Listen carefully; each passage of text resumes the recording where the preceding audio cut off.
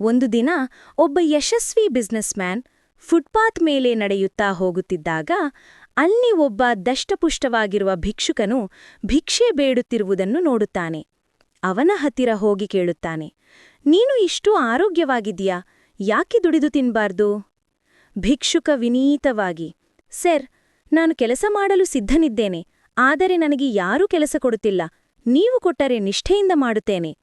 ಅದಕ್ಕೆ ಬಿಸ್ನೆಸ್ಮ್ಯಾನ್ ಯೋಚನೆ ಮಾಡಿ ಹೇಳುತ್ತಾನೆ, ನಿನಗೆ ಸಾಮಾನ್ಯ ಕೆಲಸ ಕೊಡೋದಕ್ಕಿಂತ ನಿನ್ನನ್ನೇ ನನ್ನ ಬಿಸ್ನೆಸ್ಗೆ ಪಾರ್ಟ್ನರ್ ಮಾಡುತ್ತೇನೆ. ನನ್ನ ಬಳಿ ರೈಸ್ ಮಿಲ್ ಇದೆ, ಅಕ್ಕಿಯನ್ನು ನೀನು ಮಾರ್ಕೆಟ್ನಲ್ಲಿ ಮಾರಾಟ ಮಾಡು, ಬಂದ ಲಾಭವನ್ನು ನಾವು ಹಂಚಿಕೊಳ್ಳೋಣ. ಭಿಕ್ಷುಕ ಕೇಳುತ್ತಾನೆ, ನಿಮಗೆ 80%, ನನಗೆ 20% ಸರಿಯಾ? ಅದಕ್ಕೆ ಬಿಸ್ನೆಸ್ಮ್ಯಾನ್ ನಗುತ್ತಾ ಹೇಳುತ್ತಾನೆ, ಅಲ್ಲ, ನೀನೇ 90% ಇಟ್ಟುಕೋ, ನನಗೆ 10% ಕೊಟ್ಟರೆ ಸಾಕು. ಈ ಮಾತು ಕೇಳಿ ಭಿಕ್ಷುಕನಿಗೆ ತುಂಬ ಖುಷಿ. ಆತ ಶ್ರಮಪಟ್ಟು ಎಲ್ಲಾ ಅಕ್ಕಿಯನ್ನು ಅತ್ಯುತ್ತಮ ದರದಲ್ಲಿ ಮಾರಾಟ ಮಾಡುತ್ತಾನೆ. ಆದರೆ ಲಾಭ ಕೈಗೆ ಬಂದಾಗ ಅವನ ಮನಸ್ಸಿಗೆ ಕೆಟ್ಟ ಯೋಚನೆ ಬರುತ್ತದೆ. ಇಷ್ಟೆಲ್ಲ ಕಷ್ಟಪಟ್ಟಿದ್ದು ನಾನೇ, ಆದರೆ ಆ ಬಿಸ್ನೆಸ್ಮ್ಯಾನ್ಗೆ 10% ಯಾಕೆ ಕೊಡಬೇಕು? ಒಂದು ಉಪಾಯ ಮಾಡಿ ಮುಂದಿನ ದಿನ ಬಿಸ್ನೆಸ್ಮ್ಯಾನ್ ಬಂದಾಗ ಹೇಳುತ್ತಾನೆ, ಸರ್, ಬಂದಿರುವ ದುಡ್ಡಿನಲ್ಲಿ ಮೊದಲು ನನ್ನ ಹಳೆಯ ಸಾಲ ತೀರಿಸಬೇಕಿದೆ. ನನಗೆ ಇಷ್ಟು ಬೇಕು, ನಿಮಗೆ 10% ಕೊಡುವುದು ಅಸಾಧ್ಯ. ಬಿಸ್ನೆಸ್ಮ್ಯಾನ್ ಏನೂ ಮಾತಾಡದೆ ಮೌನವಾಗಿ ಅಲ್ಲಿಂದ ಹೋಗುತ್ತಾನೆ. ಭಿಕ್ಷುಕ ಮನಸ್ಸಿನಲ್ಲಿ ಖುಷಿ, ಅಂತೂ 10% ಕೂಡ ಉಳಿದಲ್ಲ. ಆದರೆ ಬಳಿಕ ಐಷಾರಾಮಿ ಜೀವನ, ಮೋಜು, ಕುಡಿತ, ವ್ಯರ್ಥ ವೆಚ್ಚ.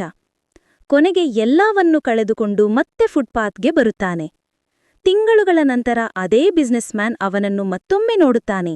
ದುಃಖದಿಂದ ಕೇಳುತ್ತಾನೆ, ನಿನ್ನನ್ನು ಶ್ರೀಮಂತನಾಗಿಸಲು ಅವಕಾಶ ಕೊಟ್ಟೆ, ಆದರೂ ನೀನು ಮತ್ತೆ ಇಲ್ಲಿಗೆ ಹೇಗೆ ಬಂದೆ?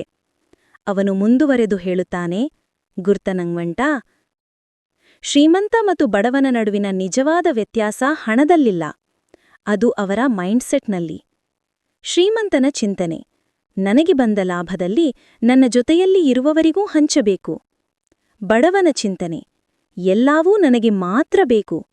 ನೀತಿಪಾಠ, ಶ್ರೀಮಂತರು ಅಥವಾ ಬಡವರು ಎನ್ನುವುದಕ್ಕಿಂತ ನಮ್ಮ ಆಲೋಚನಾ ಶಕ್ತಿ ಮತ್ತು ಮನೋಭಾವವೇ ನಮ್ಮ ಭವಿಷ್ಯವನ್ನು ರೂಪಿಸುತ್ತದೆ. ಒಗ್ಗಟ್ಟಿನಿಂದ, ನಿಷ್ಠೆಯಿಂದ ಮತ್ತು ಪ್ರಾಮಾಣಿಕವಾಗಿ ತಂಡವಾಗಿ ಕೆಲಸ ಮಾಡಿದ್ರೆ ಎಲ್ಲರೂ ಬದುಕಿನಲ್ಲಿ ಸುಖ, ಸಮೃದ್ಧಿ ಮತ್ತು ಯಶಸ್ಸನ್ನು ಸಾಧಿಸಬಹುದು.